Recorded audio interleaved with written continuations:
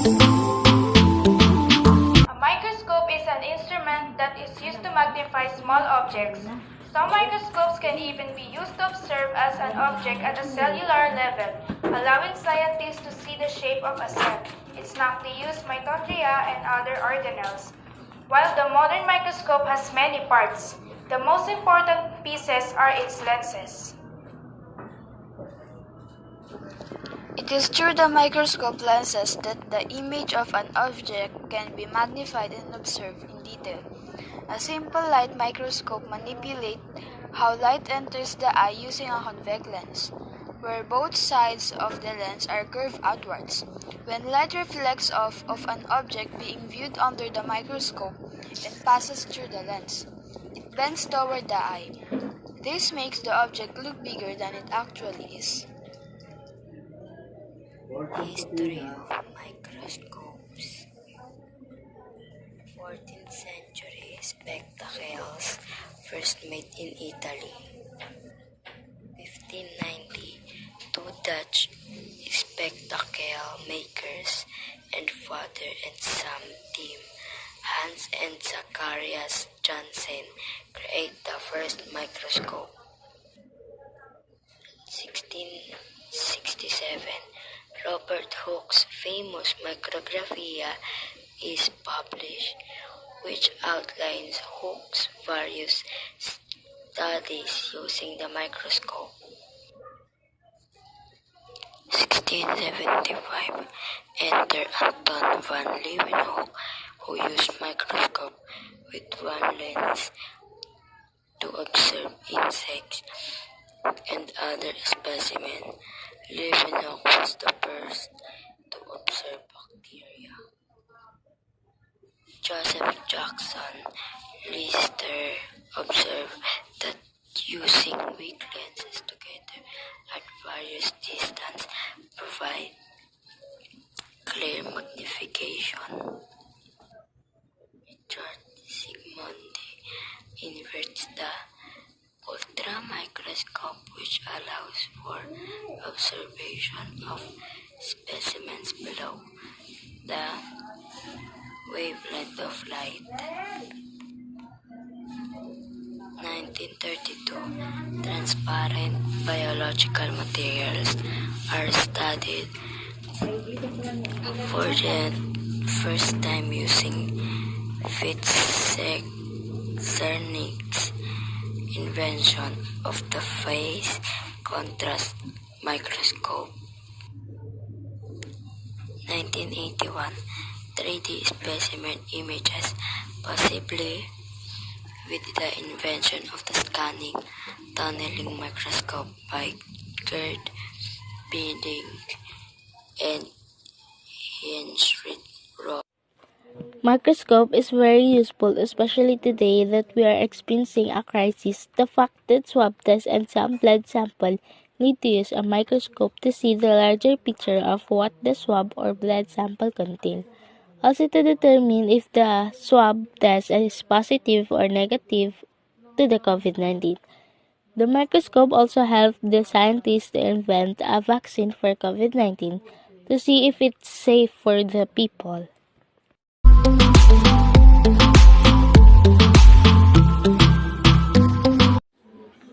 The COVID-19 pandemic, also known as the coronavirus pandemic, is an ongoing pandemic of coronavirus disease 2019, caused by severe acute respiratory syndrome coronavirus 2. It was first identified in December 2019 in Wuhan, China. And many of us doesn't know yet what actually coronavirus looks like.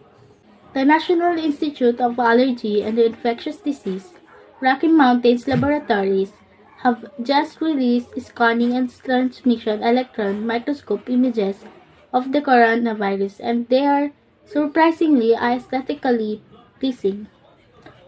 What you are seeing above is a scanning electron microscope image in the false color, showing the COVID-19 virus from a patient in the US. The viral particles are colored yellow as it emerges from the surface of a cell, which is colored blue and pink. This isn't quite as sharp as the first one, but you can see the spikes on the surface of the virus, which gives the coronavirus its name, meaning crown. Microscope is ancient contributions that impress me and my teammates the most, because microscope is an instrument that can be used to observe small objects, even cells, and we can see what is in the food. See. Common electrical tools and materials used in utilizing the latest electronic microscope. An electron microscope is a microscope that uses a beam of accelerated electrons as a source of illumination, as the wavelength of an electron can be up to 100,000 times shorter than that of visible light photons. Electron microscope have a higher resolving power than light microscope and can reveal its structure of small objects. A scanning transmission electron microscope has achieved better than 50 pm resolution in annular dark field imaging model 1 and magnifications of up to about 10 million times, whereas most light microscopes are limited by diffraction to about 200 nm resolution and useful magnification below 2000 times. This is some health protocols that we need to do to keep us from getting infected with the coronavirus when we are going outside. Wear face mask and face shield, social distancing, avoid touching eyes, nose, and mouth with unwashed hands, personal hygiene.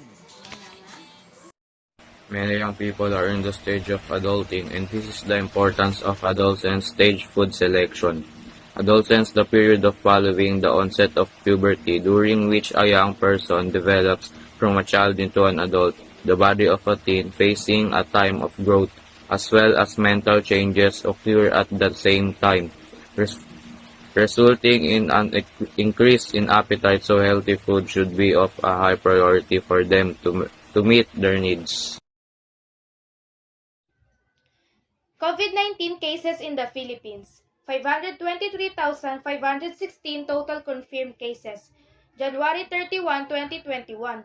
The DOH also reported 50 new COVID-related deaths, or a total of 10,292 fatalities.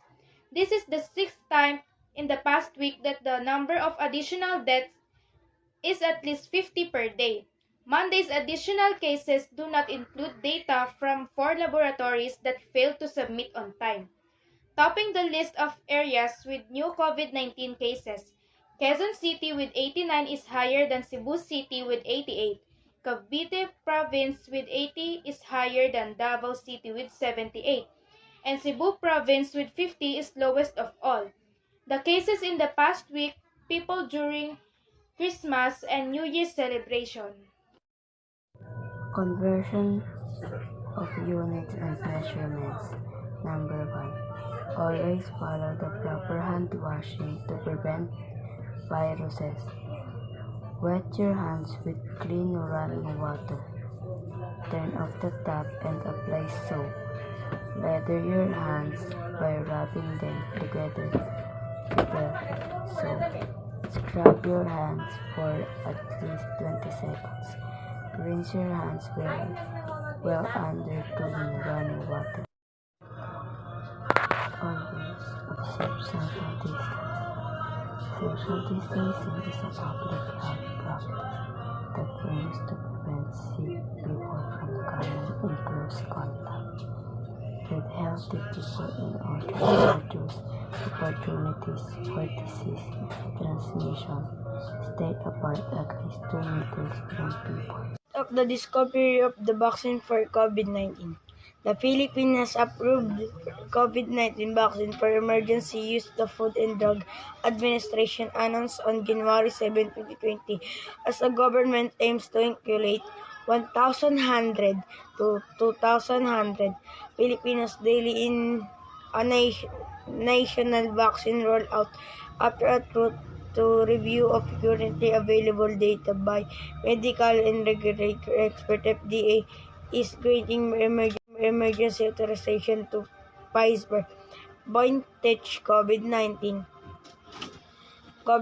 vaccine. FDA Director General Eric Domingo said during a virtual briefing, but despite the fact of have the vaccine, there are some Filipinos who do not want to be vaccinated because of August 2019, over 600 people, mostly children, that have received at least single dose of the vaccine has dead, though not necessarily caused by the vaccine itself. The DOH has since banned the vaccine use the sale in the Philippines. The scared caused by the conversely has been suggested as factor in the country loss of confidence in vaccine and other reason of afraid of the bad effects.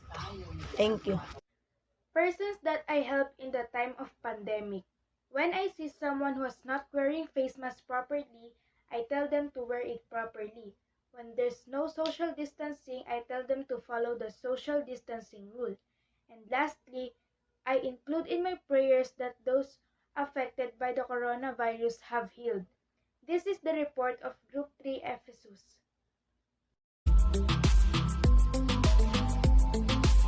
Version definitions in math to a value or expression from one form to another measurement.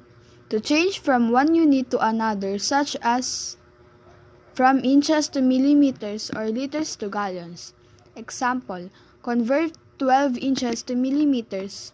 12 inches times 25.4 millimeters or inch equals 304.8 millimeters. Manila, almost 40% of the additional COVID-related deaths recorded in the past week were late reports from July and August, according to Department of Health data analyzed by the ABS-CBN Investigated and Research Group. For the past couple of days, the daily tally of COVID-19 deaths has been larger than usual, at least 50 in the past 6 days by Thursday. It started on January 23, Saturday with 54 fatalities, Sunday with 53, Monday with 50, Tuesday with 94, Wednesday with 95, and Thursday with 71. The daily deaths even exceeded the tally of newly recovered patients on Monday, Tuesday, and Thursday. Health Undersecretary Maria Rosario Vergier on Wednesday said it was actually because they harmonized data with the Philippine Statistics Authority. Because ang Philippine Statistic Authority ay nakapagbigay na sa atin noong numbers ng verified deaths with their names. Kaya naipasok na po natin sa ating talaan. She said this is because of the influx or iyong pagpasok noong mga reports sa atin. Kaya po ganito ang itsura ngayon. Philippine Statistics Authority was able to give numbers of verified deaths with their names, so we were able to include them in our record. The recent numbers are because of the influx of report. Math Connect to COVID. Always follow the proper hand washing to prevent viruses. Wet your hands with clean running water, warm or cold. Turn off the tap and apply soap.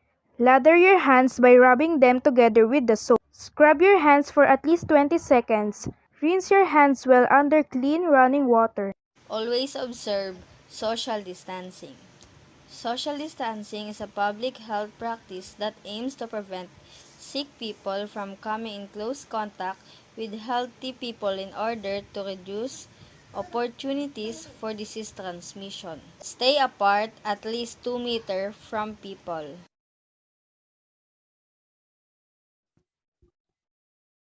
Good evening or good afternoon, teachers and classmates. For today's news report is all about adolescence. Adolescence is a period of transition between childhood and adulthood. It includes some big changes to the body and to the way a young person relates to the world. Understanding what to expect at different stages can promote healthy development throughout adolescence and into early adulthood.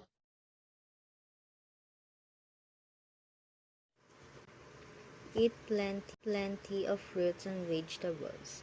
Fresh fruits and vegetables provide lots of vitamins and minerals, as well as fiber that we need for healthy diet. However, in the canning and processing of these products, sometimes other ingredients such as sugar, salt, or preservatives are added. Be sure to read the labels so you can choose the options that are the best for you and your family. Consume a diet in whole grains, nuts, and healthy fats such as in olive, sesame, peanut, or other oils, rich in unsaturated fatty acids. Such diets may support your immune system and help to reduce inflammation.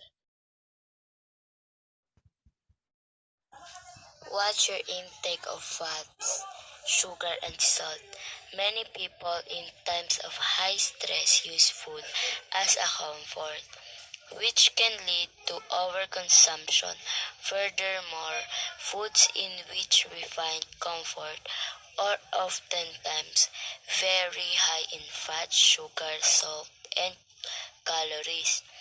Try to avoid eating too much of these ingredients, not only as a comfort foods, but across everything you eat. Again, food labels are helpful here so that consumers can limit their purchasing and eating these kinds of foods.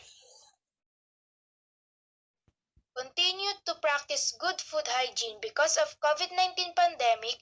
You might be more concerned about food safety.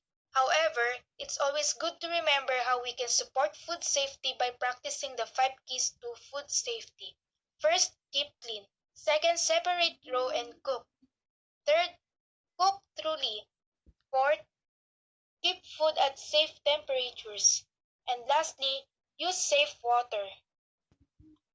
Drink water regularly, staying well hydrated, mainly through drinking plenty amounts of plain water, 8 to 8 glasses a day for most adults.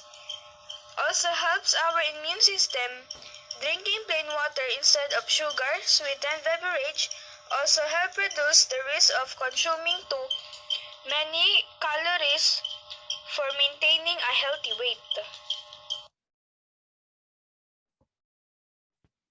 Limit consumption of alcohol. Another way many people try to cope with stress is through having an alcoholic drink. These drinks have little nutritional value, are oftentimes high in calories, and excess consumption is linked to numerous health problems.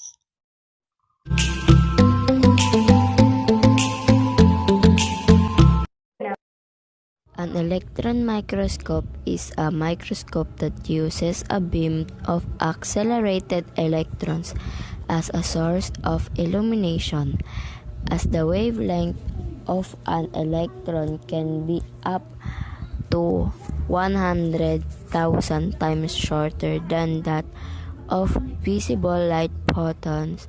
Electrons microscope have a higher resolving power than light microscopes and can reveal the structure of smaller objects.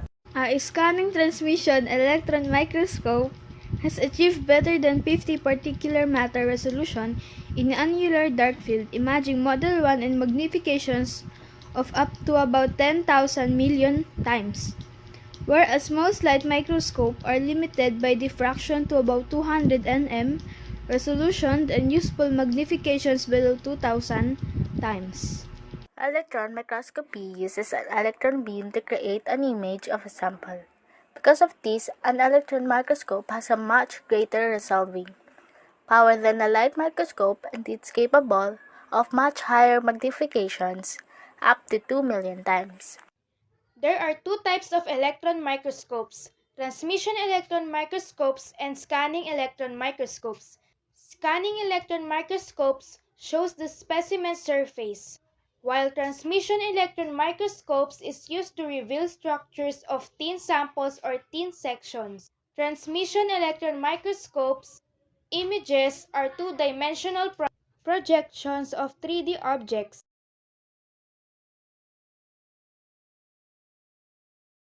Kahalagahan ng kabutihan sa pagtulong sa kapwa sa pamamagitan ng pagbibigay ng tamang impormasyon at pagsunod sa alituntuning pangkalusugan sa panahon ng pandemya. Mahalaga ang pagtulong sa kapwa dahil maaaring makapaghanda ang karamihan, maaari nilang mabili ang mga bagay na kakailanganin upang maproteksyonan ang kanilang pamilya. Mahalaga ang pagtulong sa kapwa lalo na sa panahon ngayon dahil hindi lamang ang taong iyon yung matutulungan mo, kung hindi makakatulong ka din sa maraming tao kahit sa simpleng pagbibigay ng mask, alcohol at iba pa, ay isang bagay na magandang gawain. Ang pananatili sa tahanan at paglabas kung kinakailangan lamang ay mahalaga. Bukod sa maiiwasan mo ang sakit na maaari mong makuha sa labas ay makakatulong ka din para mapigilan ang paglaganap ng virus. Pinagsasabihan ko ang mga tao na aking nakikita na hindi sumusunod sa mga protocols. Lagi kong pinapaalala na sa aking pamilya at sa aking sarili na uminom ng maraming tubig araw-araw at kumain ng masustansyang pagkain. Sinasabihan ko ang aking magulang na huwag lumabas kung hindi naman kinakailangan. Kailangan nating maging responsable sa panahon ng pandemya dahil para sa ating kaligtasan naman ito. Sundin ang mga protocols at panatilihing malinis ang kapaligiran. Ganoon din sa ating mga bahay. Panatilihin na laging malinis ang mga bahay at laging mag-sanitize ng gamit. At siguraduhin gawing malinis ang mga pagkain bago ito kainin. Maghugas ng kamay kapag inuubo at huwag ikuskus sa mata ang iyong mga kamay.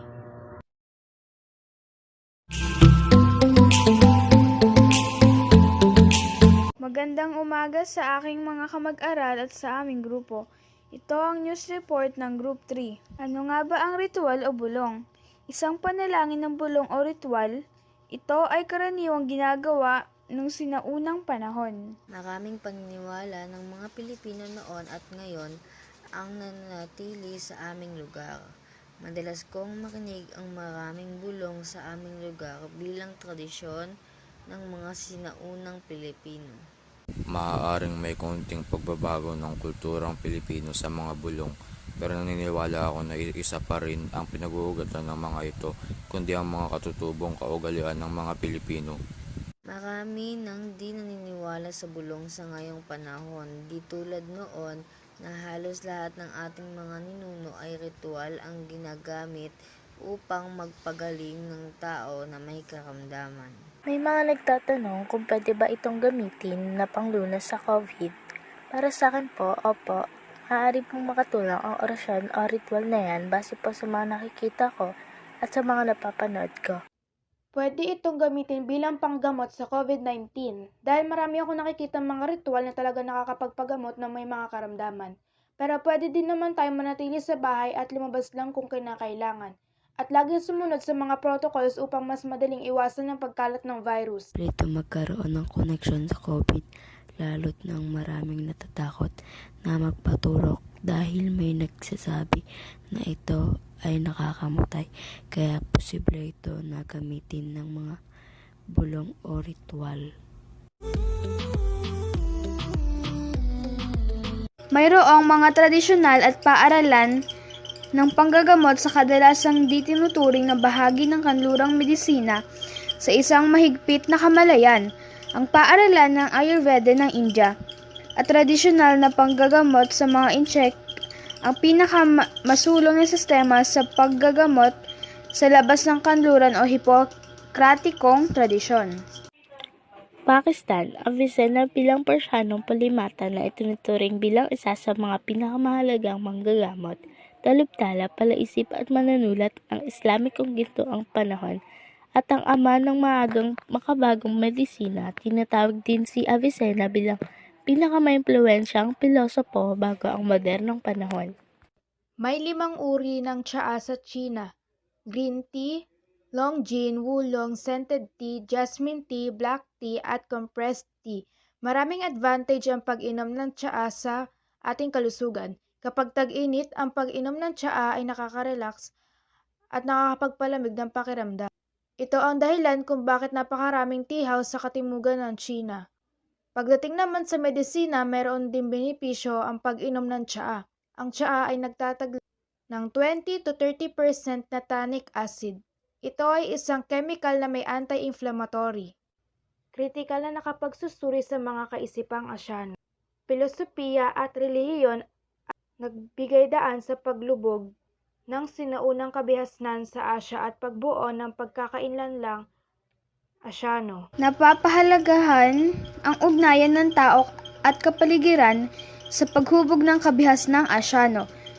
Nailalarawan ang mga katangian ng kapaligiran pisikal sa mga rehiyon ng Asya katulad ng kinaroroonan, hugis, sukat, anyo, at klima, vegetation-covered tundra, talga, grasslands, desert, tropical forest, mountain lands.